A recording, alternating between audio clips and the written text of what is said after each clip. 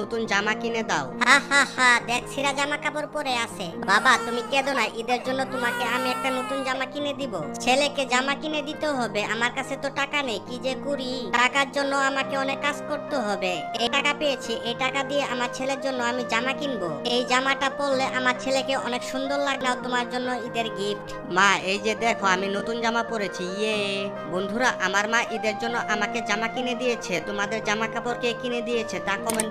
এই যে দেখো আমি কত বড় মাছ ধরেছি। বাবা মাছটা অনেক ভারী, আমাকে ধরো। আরে আমি তো পানিতে পড়ে গেলাম। বাবা বাবা আমাকে বাঁচাও, আমি পানি নিচে ডুবে যাচ্ছি। আরে সামনে দিকে বাঁচিয়ে নিব। এই তো তোমাকে আমি বাঁচিয়েছি, যাও তুমি এখন তোমার বাবার কাছে চলে যাও। তুমি টাটা।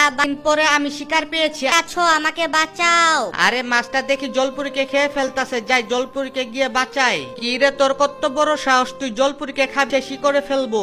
এই নি আসনা করে খাবো। বাবা খাবো। আচ্ছা ঠিক আছে।